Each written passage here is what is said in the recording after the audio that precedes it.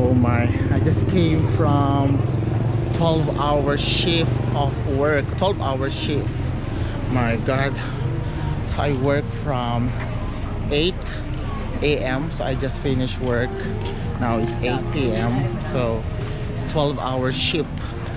Now I'm super duper hungry. I want to try this avocado mango shake. So grabe, I'm super duper tired. And dito ko ngayon sa Sihom looking for food, dinner before going back home. Yes, it's 12-hour shift.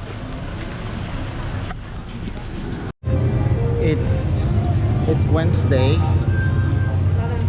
8:20 p.m. and daming mga tao. Wow, buhay na buhay. As usual, nandito naman ako sa Sihom because ito lang naman yung pwedeng mapuntahan dito. Wow, sarap. Nauhaw na ako, so bili muna nga ako ng ng juice. Ay, can I have one? How much? 30. Freshly squeezed juice. 30,000 cube.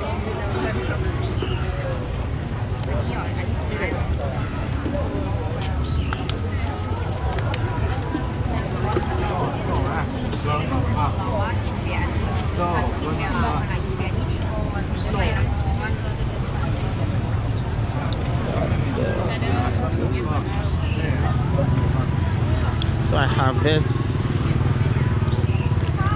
Ito rin matagal kong crave, lugaw and dim sum. Here we go. Kasi gutom na ako. Kaya nang sinabi ko galing ako sa 12-hour shift. So I will eat now.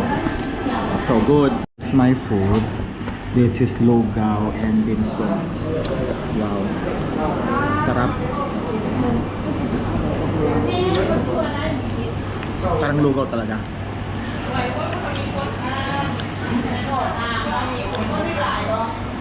Grabe, nakakapagod. Ang hirap humanap ng pera. Tatrabaho ka 12 hours shift. Grabe. Kailan pa tayo makakaahon sa hirap?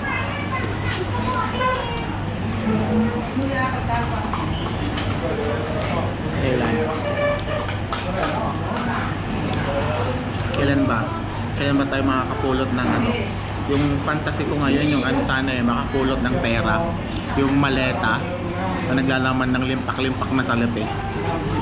Kailan kaya yon?